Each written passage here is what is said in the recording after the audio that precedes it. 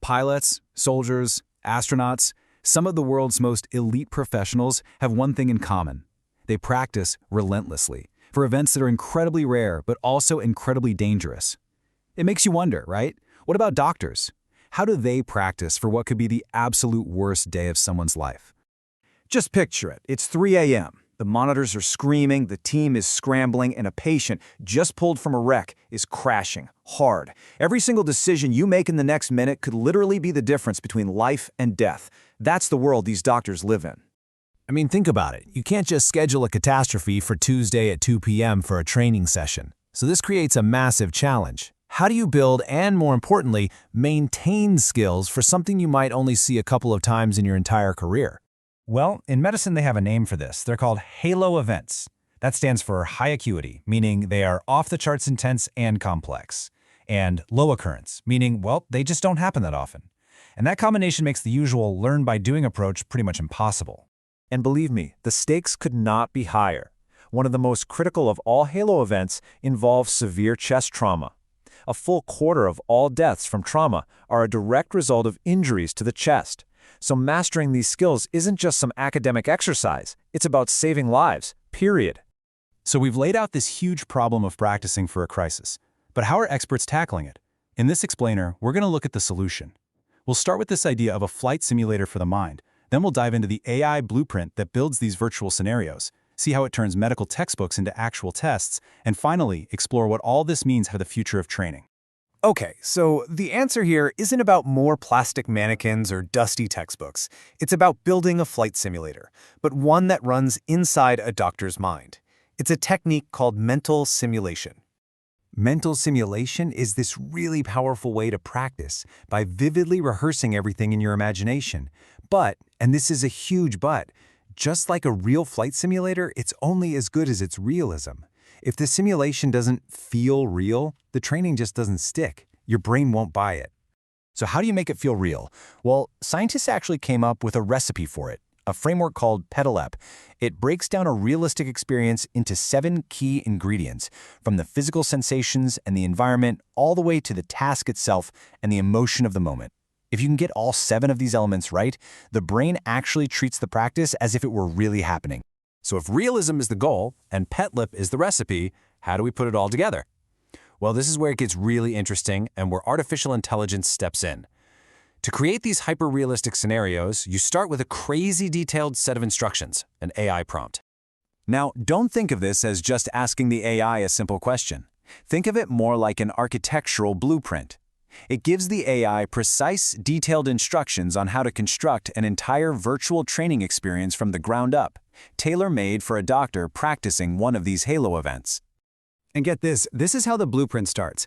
It doesn't just ask for a story, it assigns the AI a role, a specific expert persona. It literally tells the AI, you are a senior doctor, an expert in the procedure and in the human pressures of a crisis. That one move sets the tone and the standard for everything that comes next. The blueprint then lays out its core demands. It specifies the exact halo event, in this case, a tensioning hemothorax, which is a terrifying buildup of blood and air in the chest that can crush the lungs and the heart. It demands a specific 3-act structure. It insists on using authentic UK hospital slang like resus to make it feel real. And, crucially, it tells the AI to secretly weave all 7 of those PETLEP elements into the fabric of the story. Okay, so the AI has its instructions, but where does it get the actual medical knowledge to build this test? It's not just making it up. It pulls directly from the same dense clinical guidelines and textbooks that doctors have to study and use every single day. And this is a perfect example of how it works. The blueprint demands decision points. So what does the AI do? It takes a complex, kind of boring flowchart like this one for a collapsed lung, and it turns it into a dramatic choice in a story. It puts you in a room with an unstable patient and forces you to make the same life-or-death call you'd have to make in the real world. And the simulation goes deeper than just the decision. It actually tests the physical skill. The AI is prompted to describe the patient, forcing the doctor to mentally pinpoint the exact spot, this triangle of safety, which is the one and only safe place to insert a chest drain. You get that wrong in real life, and the results are catastrophic. Now, to make the diagnosis a real challenge, the AI is told to throw in curveballs, subtle, competing clinical signs. For instance, it might describe a patient with a life-threatening air leak but with flat neck veins, which usually points to massive bleeding. It creates this confusing clinical picture that forces the doctor to think critically, to solve a puzzle, all while the clock is ticking, just like the real thing. But it's not just about the flashy medical procedure. The simulation also hammers home the non-technical skills that prevent mistakes.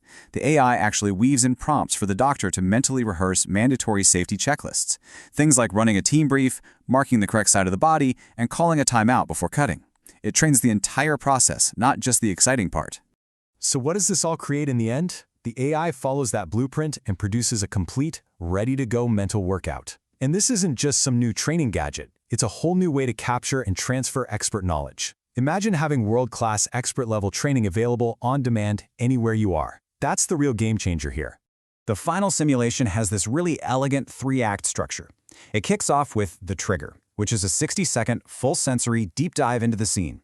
Then you hit the walkthrough, which is where you, as the doctor, make the calls and perform the procedure in your mind. And finally, it wraps with the reflection, where you're prompted to kind of float up and watch yourself, reviewing your own communication and leadership. What this whole process shows is actually pretty profound. We can now take the almost magical expertise of a seasoned professional, their gut feelings, their judgment, their instincts, and we can basically bottle it. We can codify it into a structured, scalable training tool. It takes what's inside one expert's head and builds a virtual gym where thousands can practice. And that leaves us with a huge question. If we can do this for medicine, what other high-stakes job is next? Firefighters working their way through a burning building? Detectives trying to crack a cold case? The blueprint is there, and honestly, the possibilities are just starting to unfold.